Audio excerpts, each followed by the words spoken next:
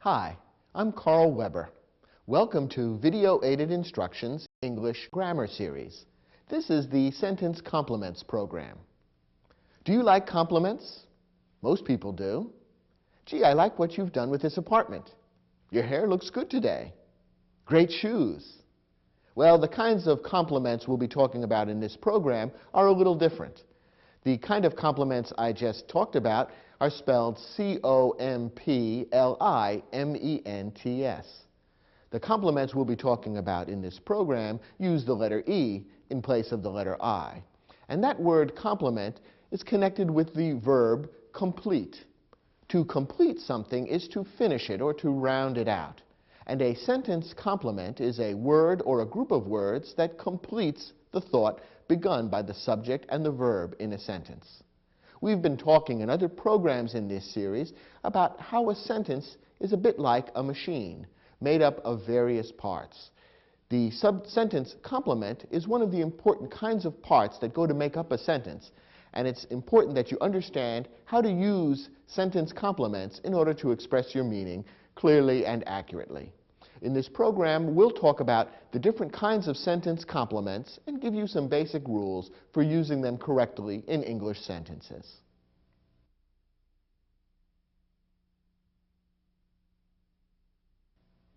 Before we can talk directly about sentence complements, we need to talk about three kinds of verbs in English. As you'll see, each of these three kinds of verbs is related to a particular type of sentence complement. The three main kinds of verbs in English are transitive verbs, intransitive verbs, and linking verbs. Let's take a look at each. A transitive verb expresses action that passes from the subject of the verb to an object of the verb. As you recall, a verb is a word that expresses action or state of being. A transitive verb is always an action verb. The subject of the verb is the person or thing that does the action of the verb. The object of a transitive verb receives the action. Take a look at this sentence as an example. Omar typed the letter. Now, what's the verb in this sentence? The verb is the word typed. What's the subject of the verb typed? That is, who or what did the typing? The answer is Omar. So Omar is the subject, typed is the verb. Now, this is a transitive verb because it has an object, that is, something that receives the action of the verb. Who or what receives the action of the typing in this sentence? The answer is letter. The word letter is a noun which is receiving the action of the verb typed, and therefore it's the object of the verb. Because the verb typed has an object which receives the action, we refer to typed as a transitive verb. Here's another example. Lorraine swam 20 laps. What's the verb in this sentence? The verb is swam. What's the subject of the verb swam? That is, who or what did the swimming? The answer, Lorraine. Lorraine swam. Now, what did Lorraine swim? That is, what receives the action of the verb swam in this sentence? The answer is laps. Laps is a noun which receives the action of the verb swam. It tells us what Lorraine swam. So laps is the object of the verb swam, and therefore, in this sentence, swam is a transitive verb, because only a transitive verb expresses action that passes from the subject of the verb to an object. Now, the second type of verb is an intransitive verb. As you may know, the prefix in English usually means not. It takes the meaning of the word and reverses it or negates it. So you might be able to guess that an intransitive verb is a verb that is not transitive, and that's exactly right. Here's the definition. An intransitive verb expresses action that does not have an object. We saw a moment ago that a transitive verb has an object which receives the action of the verb. An intransitive verb doesn't have such an object. Take a look at this sentence. Elliot slept. This is a short sentence, only 2 words, but it is a complete sentence. It has a subject and a verb, and it expresses a complete thought. In this sentence, the verb is slept, and the subject is Elliot. And the verb does not have any object. It expresses a complete thought without having an object.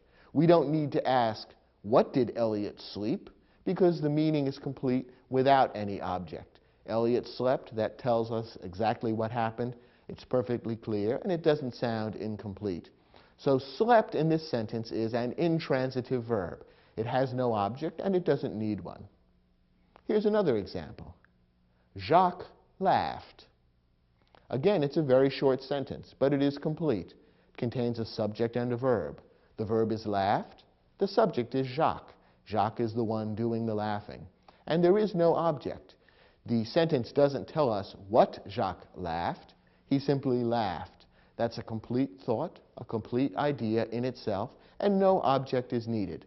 Once again, we're dealing with an intransitive verb in this sentence. The third type of verb is a linking verb. A linking verb expresses a state of being. It links the subject to another word in the sentence. Remember that our definition of verb explains that a verb is a word that expresses an action or a state of being. Both transitive and intransitive verbs express actions. A linking verb expresses a state of being. Rather than telling us what the subject does, it tells us what the subject is. The most common linking verb is be, and the word be in many different forms is found in lots of sentences. Some other common linking verbs are act, appear, seem, taste, and turn, and there are quite a few others. You can recognize a linking verb by the fact that what follows the linking verb and the subject of the linking verb are in some way the same. The linking verb is called a linking verb because it links those two things and in some way equates them or tells us that they are one and the same thing. Here are a couple of examples. Karim is a school teacher. We said a moment ago that the verb to be is the most common linking verb. Here's an example of a form of the verb to be. The verb is. What's the subject of the verb is? Karim. Karim is the one who is. And following the verb is, we're told exactly what Karim is, a teacher, or specifically a school teacher. So in this case, the subject Karim is being linked by the linking verb is to the word teacher. Karim is teacher. And the words a school are giving a little more information about what kind of teacher. Notice that is operating here as a linking verb because it's linking Karim and teacher. It's telling us that Karim and teacher are in some way the same thing. And in fact, they are. That's what Karim is. So the two things are being linked or equated to one another. And that's how a linking verb works. As I've said, the verb to be is the most common linking verb, but there are a number of others. Here's an example. Leanna looked nervous. What's the verb in this sentence? The verb is looked. The subject is Leanna. That tells us who looked. And the word that follows looked is the word nervous. And this is being linked to Leanna by the linking verb looked. We can tell that in this sentence, looked is operating as a linking verb because Leanna and the word that follows, nervous, are being linked or equated with one another. We're being told that Leanna and nervous are in some way the same thing. And in fact, we know that Leanna is nervous. Notice that in this case, the verb looked, which is a linking verb in this sentence, is being used to mean almost the same as the verb to be. When we say that Leanna looked nervous, we're saying in a way that Leanna is or was nervous. So the verb looked is being used as a linking verb in a way that's similar to the way the verb to be is used. We're being told that Leanna and nervous are linked or equated in some way. And that's why looked is being used in this sentence as a linking verb. One more example. Edgardo felt optimistic. In this sentence, the verb is felt, and the subject is Edgardo. And what did Edgardo feel? He felt optimistic. Once again, felt is being used as a linking verb in this sentence because Edgardo and optimistic are being linked. They are being equated. When we say that Edgardo felt optimistic, that's almost the same thing as saying he was optimistic. It's just putting a slightly different meaning on it.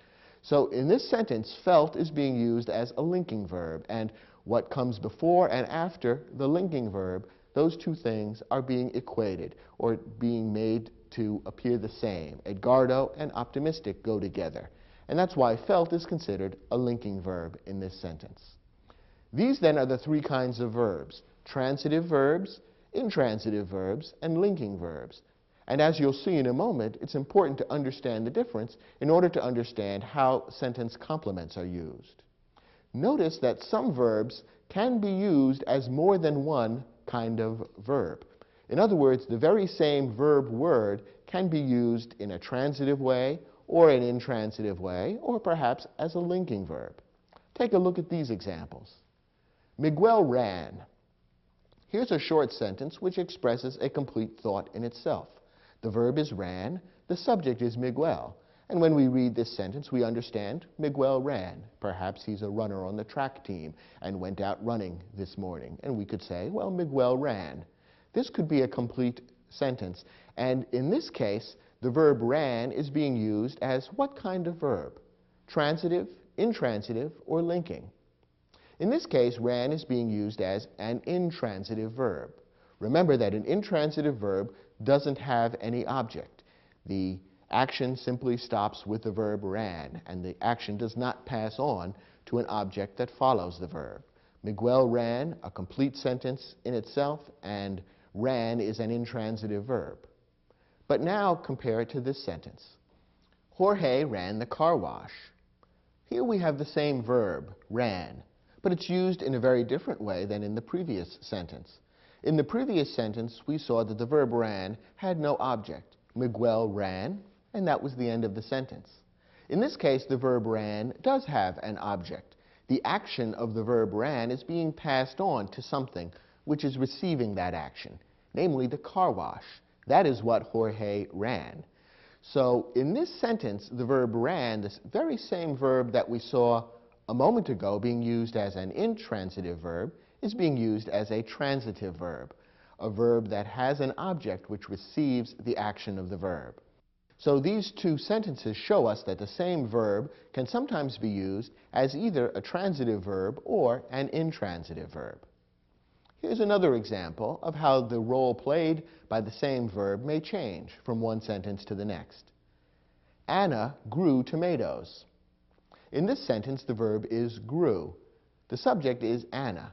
Now, what did Anna grow? Is there an object to the verb grew? Yes, there is. She grew tomatoes. So the noun tomatoes is the object of the verb grew. It receives the action of the verb. Therefore, what kind of verb is grew in this sentence? It's a transitive verb, because remember, only transitive verbs pass the action along to an object. Compare that with this sentence. Tova grew hungry. Here we have the same verb, grew, but the meaning is a little different, and the structure of the sentence is different. In this case, the verb grew doesn't have an object. This word hungry doesn't tell us a thing that Tova grew, the way Anna grew tomatoes. Hungry isn't a noun, and it doesn't name some object which receives the action of the verb grew. Instead, it tells us what Tova was. Therefore, what kind of verb is grew? In this case, grew is being used as a linking verb. The two words Tova and hungry are being linked or equated. We're being told, in effect, that Tova was hungry. She grew hungry, that is, she got to be hungry over time, but in effect, the two things are being equated with one another. Tova was hungry. That's another way of saying almost the same thing as Tova grew hungry. So in this particular example, the verb grew is being used as a linking verb. It is linking Tova and hungry. The two things are being equated with one another. Hungry is not the object of the action. It's not receiving the action in the way the tomatoes received the action of growing in the sentence about Anna. Instead, grew is being used as a linking verb, and Tova and hungry are being equated with one another. Once again, notice that the very same verb can be used with different meanings to play a different role in a sentence. So the same verb may be a transitive verb or an intransitive verb or a linking verb. You can't tell what type of verb a verb is just by looking at the verb in isolation. Instead, you have to look at it in the context of the sentence and understand how it's being used and how it relates to the words nearby. In your study guide, we've provided an exercise which will enable you to test your understanding of these concepts.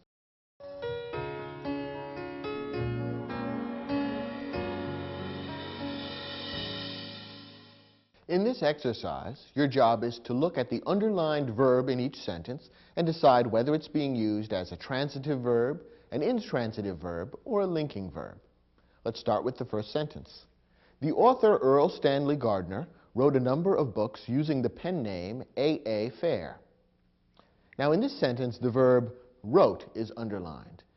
In order to determine whether it's a transitive verb, an intransitive verb, or a linking verb, you need to decide whether it's a verb of action or a verb of being.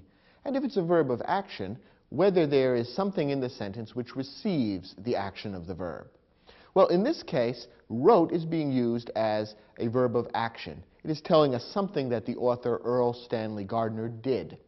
And is there anything in the sentence which receives the action of the verb wrote? That is, does the sentence tell us something that Earl Stanley Gardner wrote?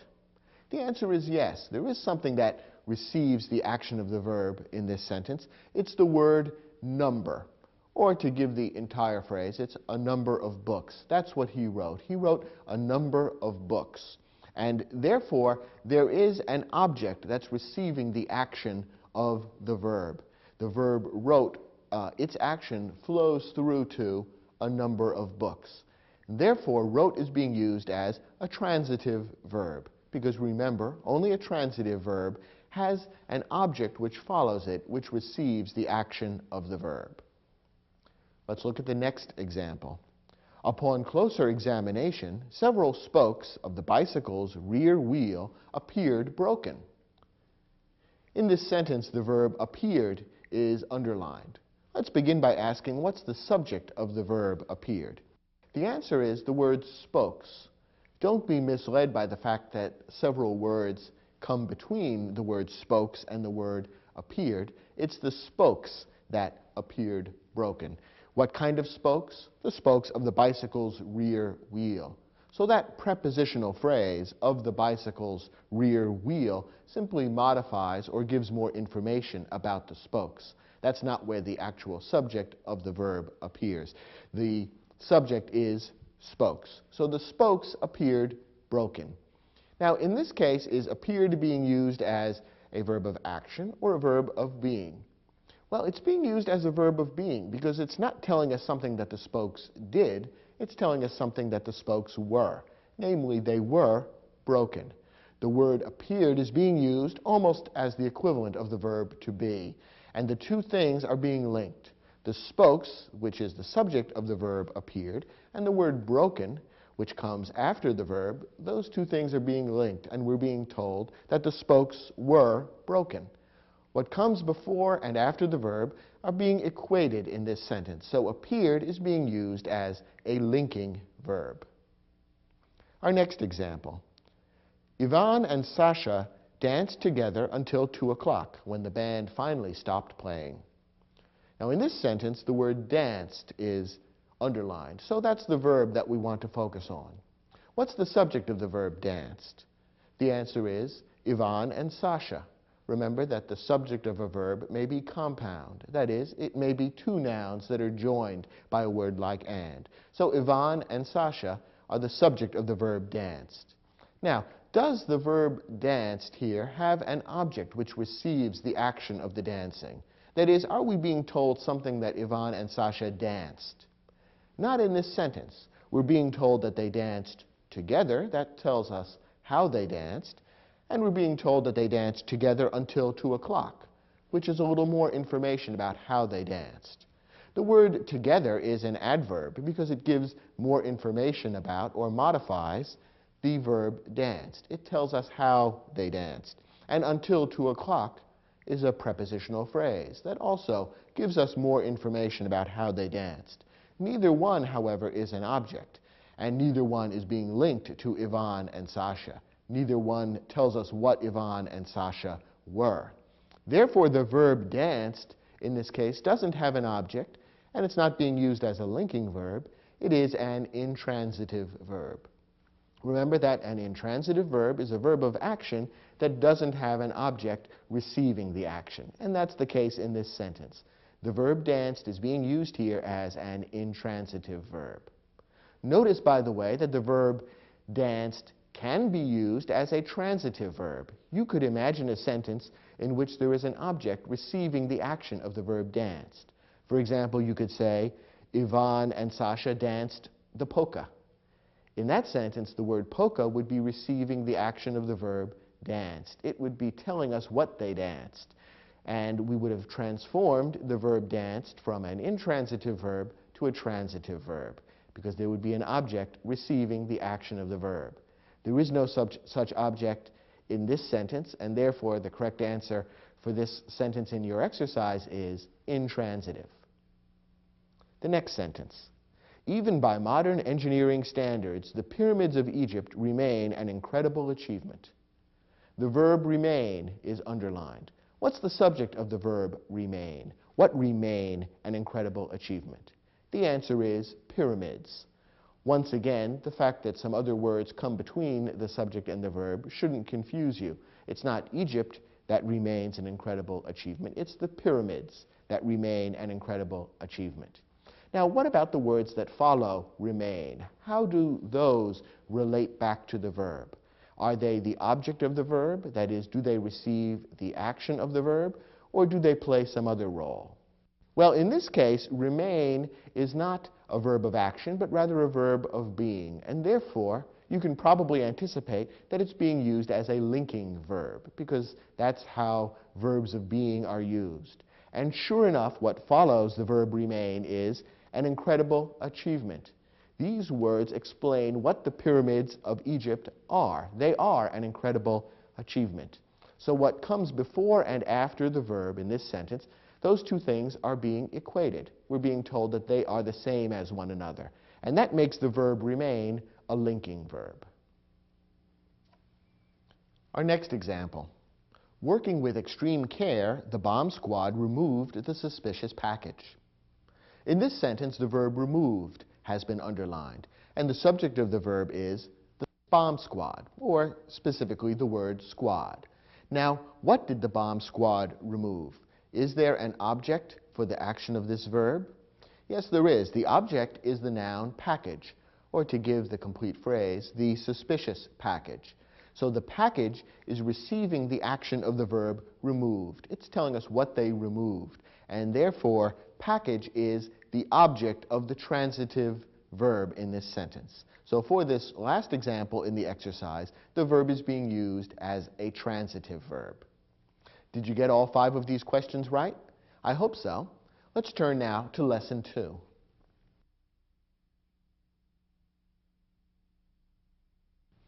Now remember, the topic of this program is sentence complements. Everything we've been looking at so far relates to words or groups of words that complete the meaning of the subject and the verb. In the next lesson and the ones to follow, we're going to be talking about different kinds of subject complements. First, direct objects. A direct object is a noun or a pronoun that receives the action of a transitive verb. It answers the question, what or whom, after the transitive verb. By now, you're probably fairly familiar with the idea that a transitive verb passes the action along to some object.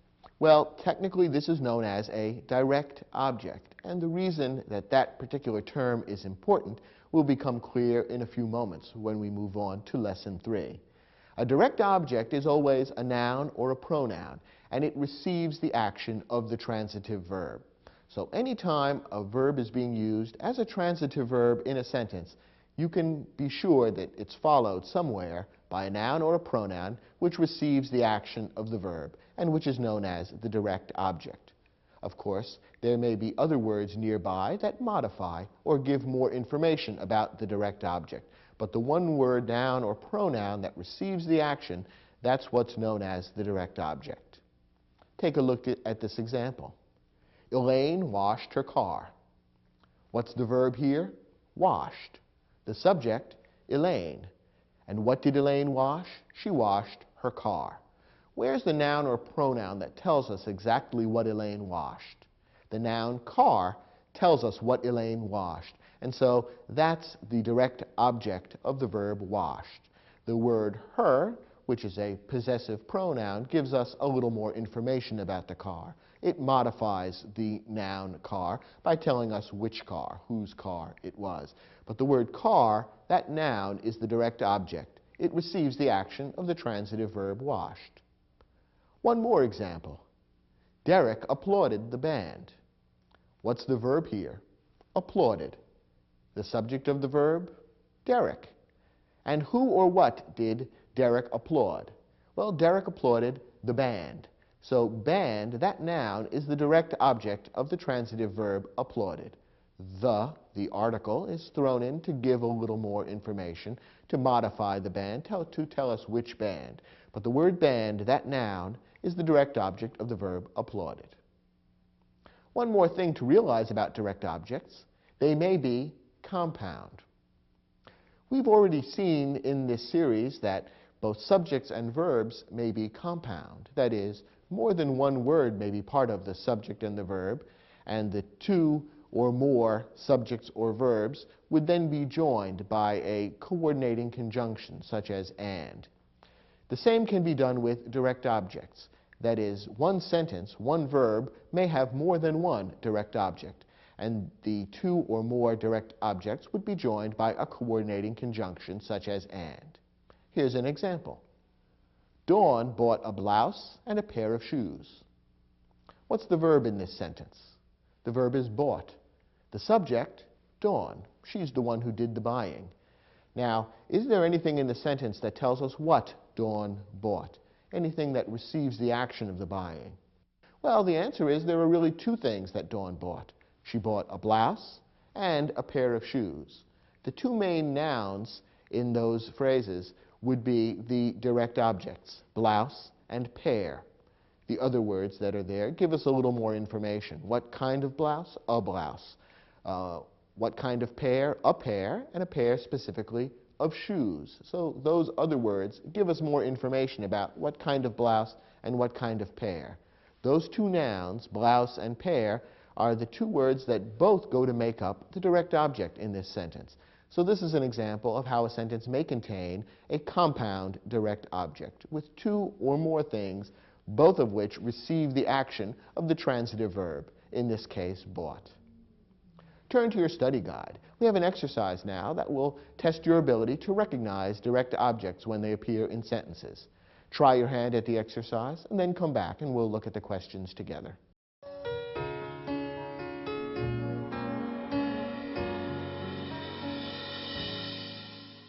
In this exercise, your assignment was to decide whether a direct object appears in the sentence. Not all of the sentences contain direct objects. In order to decide whether there's a direct object or not, you need to begin by finding the verb and then looking to see whether there's a word that receives the action of the verb. Let's begin. The voters in Lincoln County have selected Anderson for the state legislature 4 times in a row. Let's begin by finding the verb in this sentence. The verb is have selected. Remember that some verbs contain more than one word, in which case we refer to it as a verb phrase. In this sentence, have selected is the verb phrase, which gives the action to the sentence. What is the subject of the verb have selected? That is, who or what is doing the selecting? The answer is the voters. The voters are the one who have selected. Now, is there any word that receives the action of the verb have selected? That is there any word that answers the question what or whom after the verb have selected? Well, the answer is the voters have selected Anderson. Anderson receives the action of the verb have selected, and therefore Anderson is the direct object of the verb in this sentence. The next example. General Sullivan led a fascinating tour of the historic Civil War battlefield in Gettysburg, Pennsylvania. Once again, what's the verb? The verb is led. The subject of the verb is General Sullivan. General Sullivan is the person who led. Now, what did General Sullivan lead? What or whom did he lead? Is there a word that answers that question? That is, a word which receives the action of the verb led? Yes, what he led was a tour, specifically a fascinating tour. But the noun tour is the key word. That's the direct object of the verb led. It tells us what General Sullivan led. The other words there, fascinating, give more information about the tour. They tell us what kind of tour it was. Notice that all the other words that follow the word tour in this sentence again go to give more information about the action. They don't receive the action directly, they just give more information about it. What kind of tour was it? It was a tour of the historic Civil War battlefield. And where was that battlefield? In Gettysburg, Pennsylvania. Those two groups of words are prepositional phrases, and the prepositional phrases give more information about the action. They don't receive the action of the verb directly. One tip when you're looking for the direct object of a verb is that the direct object will never be found in a prepositional phrase. The prepositional phrase may give more information about the object, but the prepositional phrase will never contain the object of the verb. That's how we know that those words of the historic Civil War battlefield in Gettysburg, Pennsylvania, don't contain the direct object. The direct object is the word tour. Next example.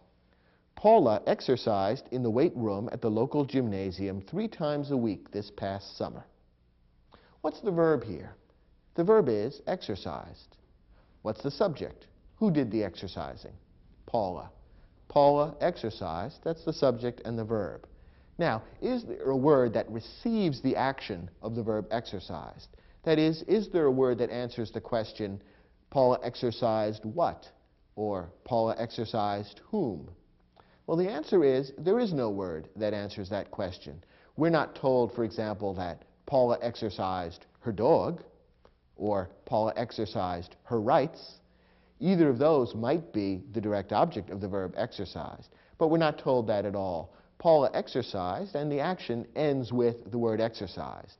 All the other words in the sentence give more information about how and where and when she did the exercising, but they do not receive the action of the exercising. Therefore, there is no direct object for the verb exercised in this sentence. Remember, that means that the verb exercised is an intransitive verb. It doesn't have a direct object which receives the action. Next example. The theories of Isaac Newton revolutionized physics and astronomy. The verb here is revolutionized. What's the subject? The subject is theories. It was the theories that revolutionized. And what did they revolutionize? That is, what receives the action of the verb revolutionized? Well, in this case, there are 2 things that were revolutionized, physics and astronomy. So both of those words are part of the direct object of the verb revolutionized. So we have, in this sentence, a compound direct object.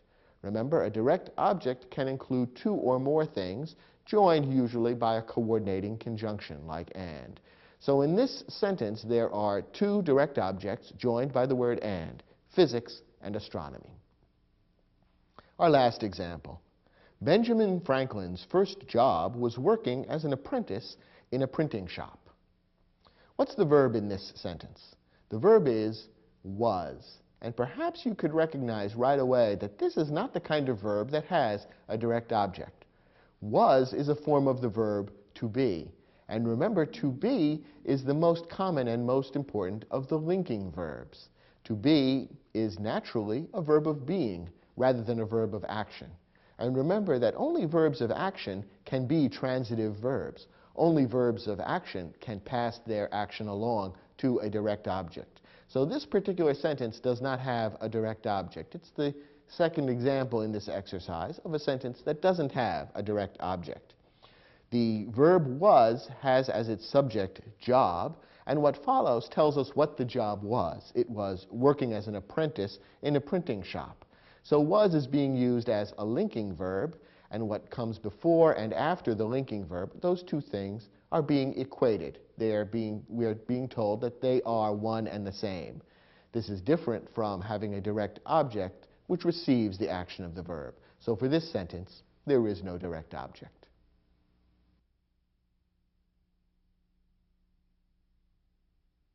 We've been talking about direct objects which receive the action of the verb. There's another type of object that a verb may have. It's called an indirect object.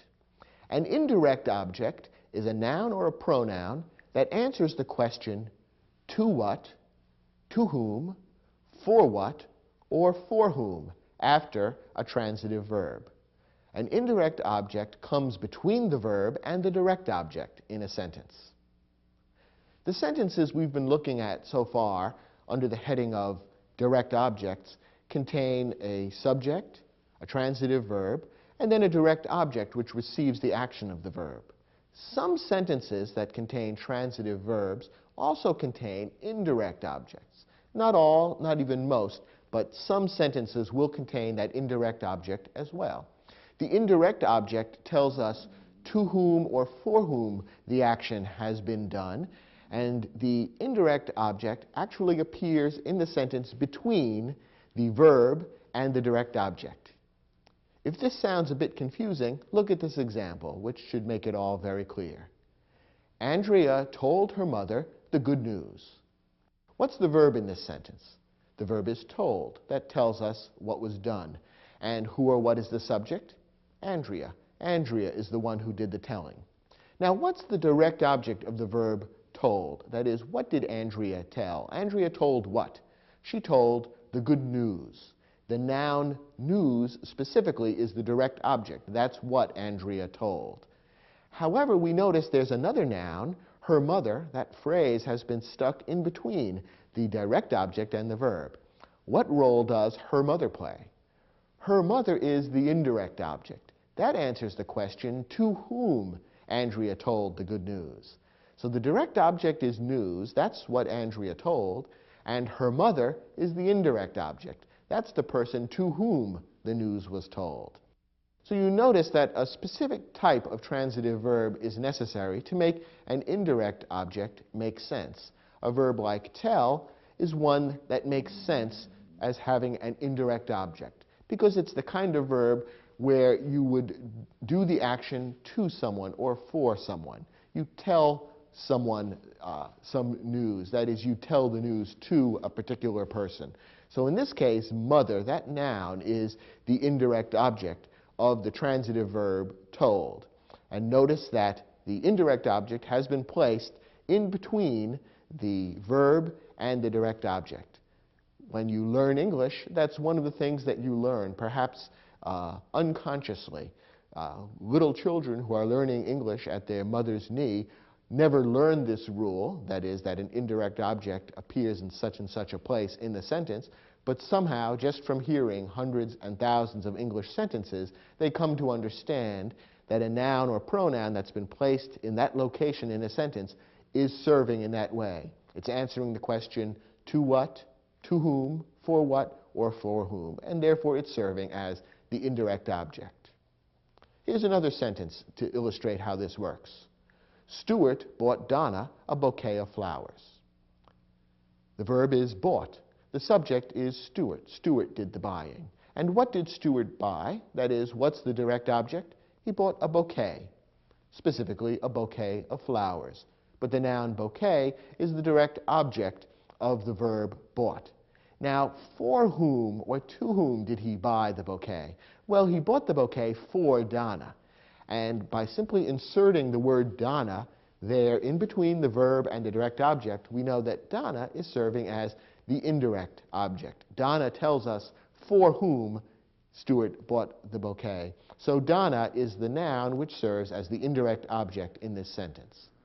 Both of the examples we've looked at so far happen to use nouns as indirect objects, but a pronoun could be used equally well. So that, for example, that same sentence could read, Stuart bought her a bouquet of flowers.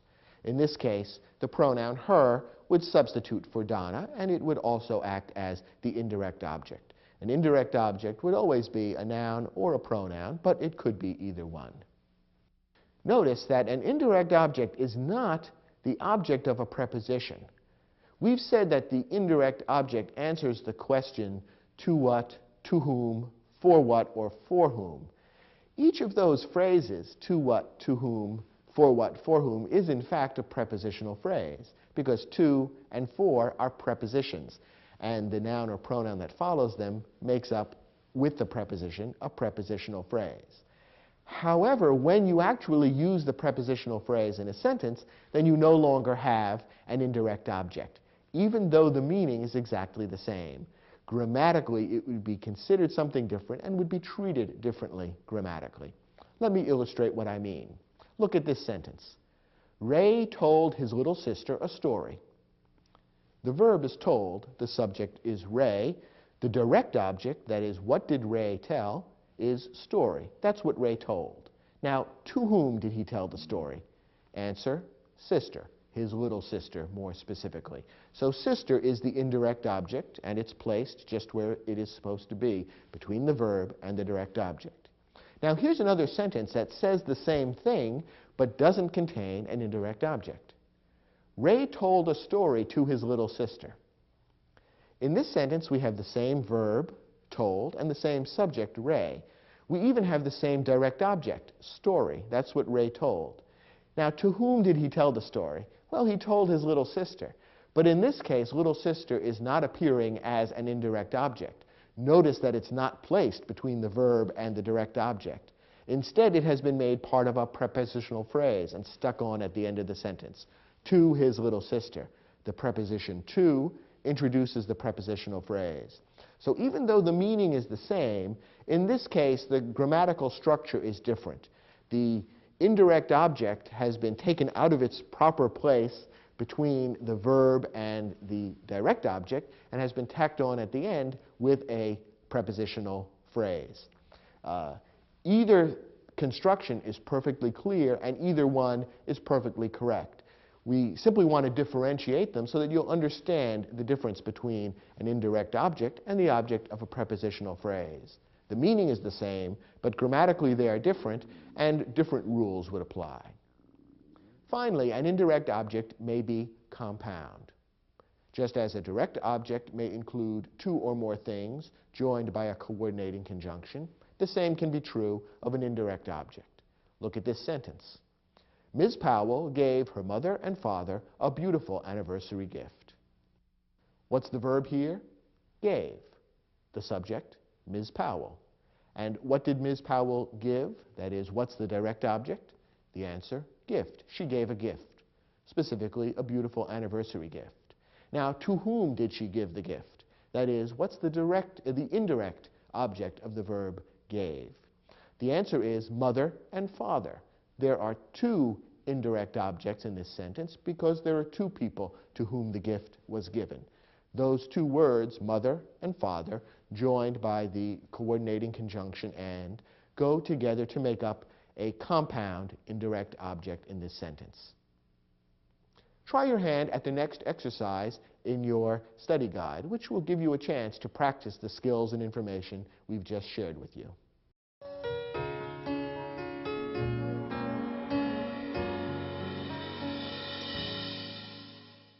In this exercise, we gave you several sentences and asked you to decide for each one whether or not an indirect object appears. Let's take a look at them one by one. First, Moesha wrote her grandmother a long letter thanking her for the birthday gift. It's usually a good way to start to look for the verb in a sentence like this and then work from the verb outward. What's the verb in this sentence? The answer is wrote. Wrote is the word that contains the action of the sentence. And who or what is the subject? Who did the writing? The answer, Moesha. Now, is there a direct object? That is there something in the sentence which tells us what Moesha wrote? Something that receives the action of the verb wrote. Yes, what Moesha wrote was a letter, specifically a long letter. So the word letter is the direct object of the verb wrote. It tells us what Moesha wrote. Now the tricky question, is there an indirect object? That is there something in the sentence that tells us to what, to whom, for what, or for whom the letter was written? Well, the letter was written to Moesha's grandmother, and that noun grandmother appears in the sentence between the verb and the direct object. Therefore, it's in the right place for an indirect object, and that, in fact, is what it is. So the noun grandmother is the indirect object here. It answers the question, to whom Moesha wrote the letter. And that's the answer for this first question. Next, after 2 days of debate, the town council awarded the road maintenance contract to a company owned by several local citizens. It's a long, complicated sentence, but let's break it down piece by piece, and I think you'll find it's not that difficult to understand. First, what's the verb? What's the action that's happening in this sentence? The answer is awarded. Who or what is the subject of the verb awarded? Who did the awarding? The answer, council, or more specifically, the town council. So council is the subject. Now, is there a direct object? Is there a word that tells us what the town council awarded? Yes, the answer is contract. They awarded the contract, or more specifically, the road maintenance contract.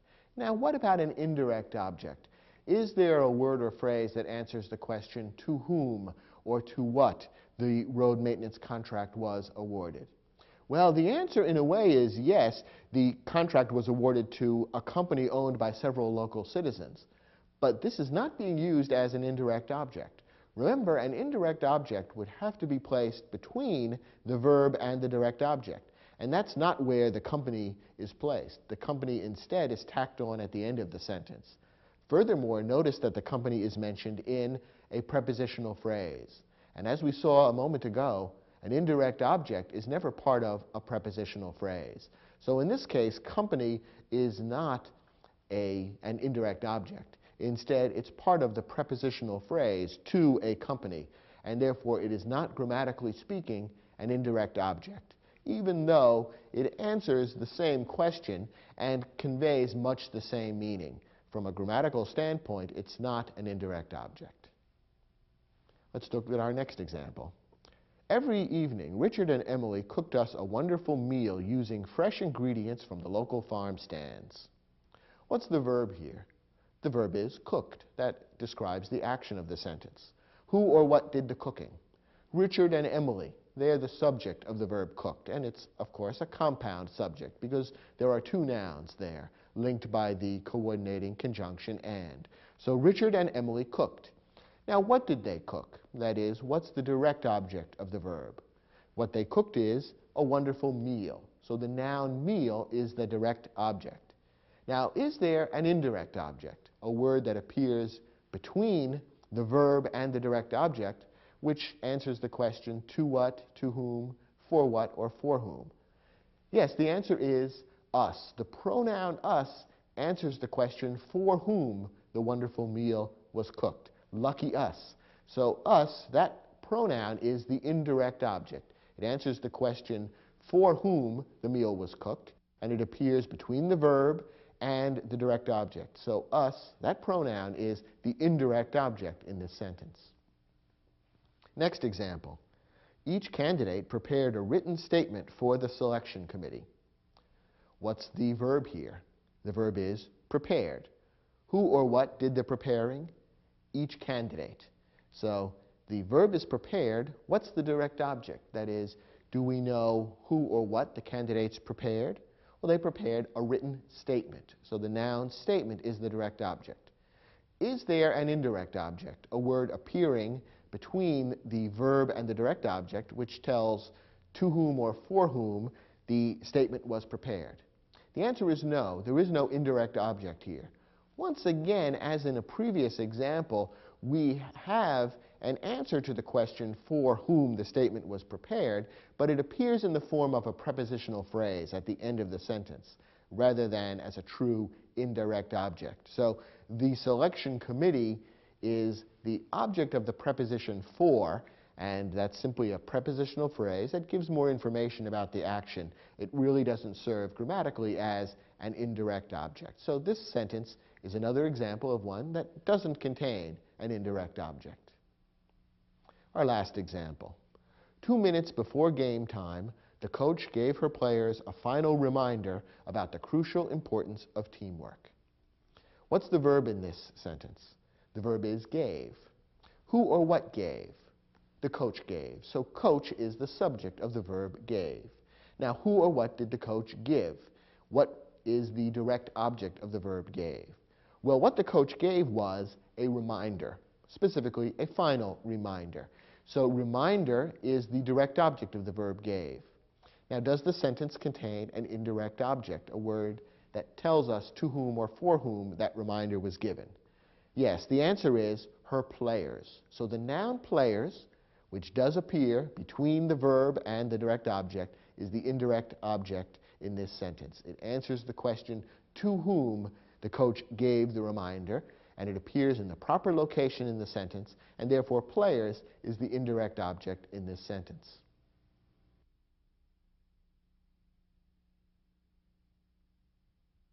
Now, so far, we've looked at direct objects and indirect objects, and both of these are used in sentences that contain transitive verbs. Sentences that contain intransitive verbs don't have objects of any kind. The action of the sentence basically stops with the subject and the verb. Of course, modifying words and phrases may be added, but none of those constitutes an object of the action.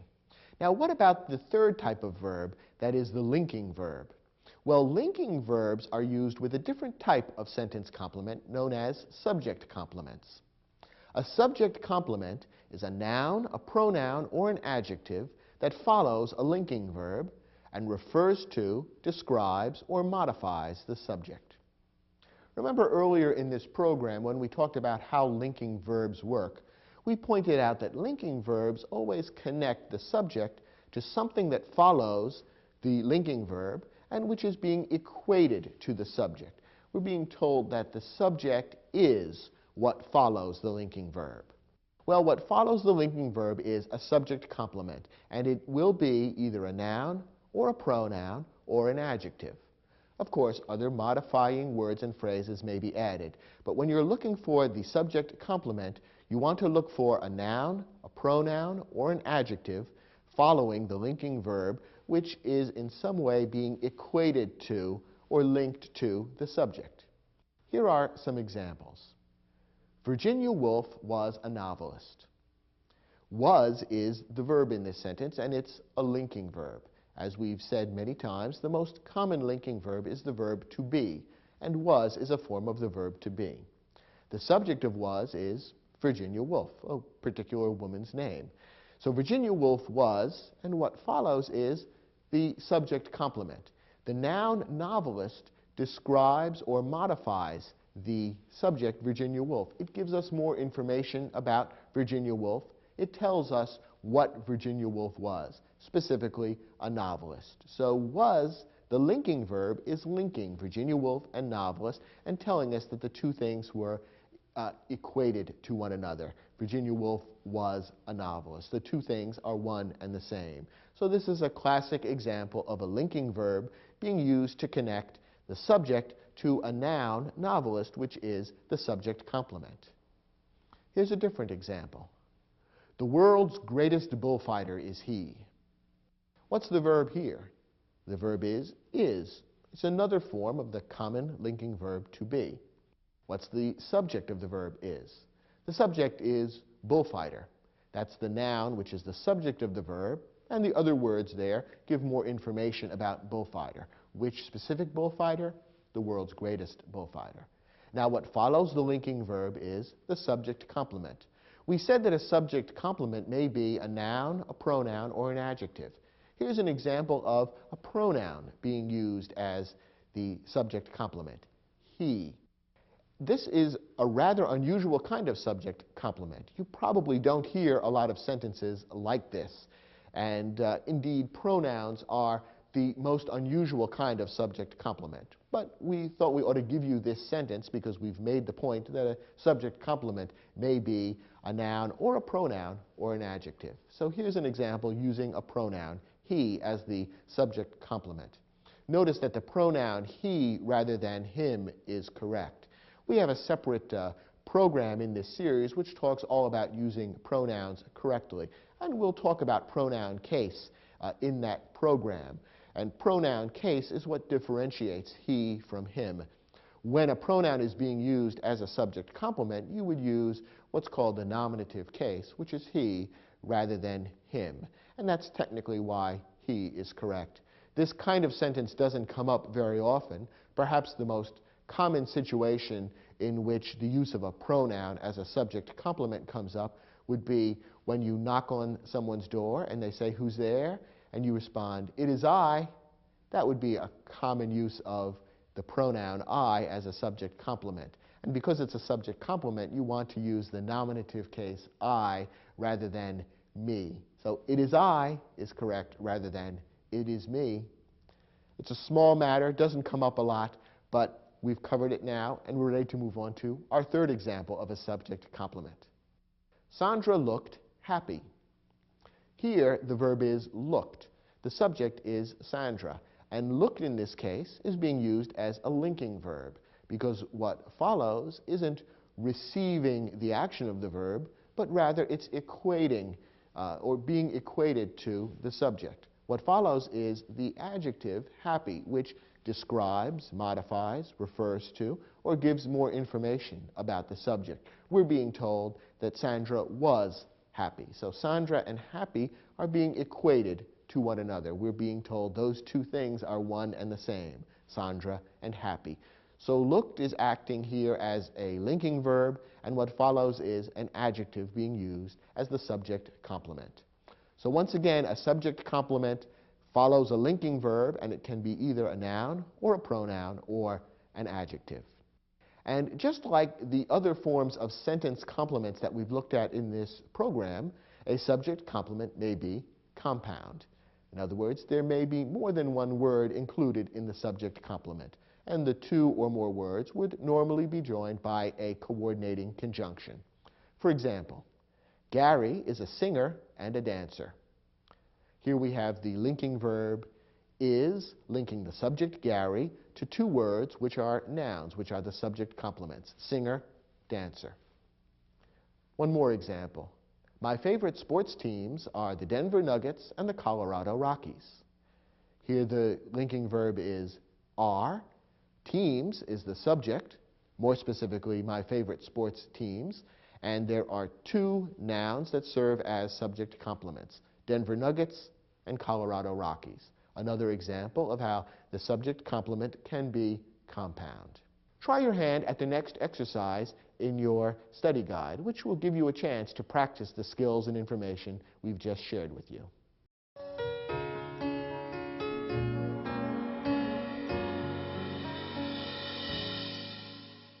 In some of these sentences, but not all, there's a subject complement. Let's look at each one and see if we can locate the subject complement. First, the original nickname of the Houston Astros baseball team was the Colt 45s. First, look for the verb. The verb is was, and it is a linking verb, and that means we can probably expect to find a subject complement here. What's the subject of the linking verb was? The answer is nickname. We're being told in this sentence what the nickname was. Specifically, which nickname? The original nickname of the Houston Astros baseball team. But the noun nickname is the subject. And what's the subject complement? Where are we told what that nickname was? The answer is the Colt 45s. That's a noun that's being linked with nickname, and the two things are being equated. The nickname was Colt 45s. So Colt 45s is the answer. That's the subject complement in this sentence. Next example. Many investors use mutual funds as a way of buying shares in a wide range of companies. The verb here is use. Now, is use a verb of action or a verb of being? Well, the answer is it's a verb of action. It tells us something that the subject, investors, do, rather than something that they are. So use is not a linking verb. In fact, it's a transitive verb, and therefore will not be followed by a subject complement. What follows the transitive verb use is mutual funds, which is the direct object of the verb use. So this particular sentence doesn't contain a subject complement. Remember, only a linking verb will be followed by a subject complement. Next, After being reupholstered, the wing chair looked new. What's the verb here? The verb is looked. The subject is chair or wing chair. So the chair looked something. What did it look? It looked new. New is an adjective which describes or modifies or gives more information about the wing chair. So new, that adjective, is a subject complement. Looked is being used here as a linking verb. We're being told, in effect, what the wing chair was. It was new. The linking verb looked is being used almost as the equivalent of the verb to be. And so what follows, the adjective new, is being used as a subject complement. Next, Ronald Reagan became the oldest person ever to serve as President of the United States. What's the verb here? The verb is became, and the subject is Ronald Reagan. So we're being told in this sentence what Ronald Reagan became. Now, became in this sentence is, again, being used as a linking verb. What follows it is what Ronald Reagan was. Once again, the linking verb, even though it's not, in this case, a form of the verb to be, is being used almost as the equivalent of the verb to be. And what was Ronald Reagan? Well, he was the oldest person ever to serve as President of the United States. The noun person is the subject complement in this particular sentence. And all the other words that follow the verb there serve to give more information about exactly what kind of person, the oldest person, and so on. So in this particular sentence, the linking verb is became, and the subject complement is the noun person. Our final example. The hikers were exhausted and ravenous after their trek up Mount Washington. What's the verb in this sentence? Well, the verb is were. And were, of course, is a form of the verb to be, which is the most common and important of the linking verbs. The subject of the verb were is hikers, and what follows the verb were is what the hikers were. Therefore, it's the subject complement that gives us more information about the hikers. And the hikers were two things. They were exhausted and ravenous. Those are both adjectives which give more information about the hikers. So in this case, we have a compound subject complement.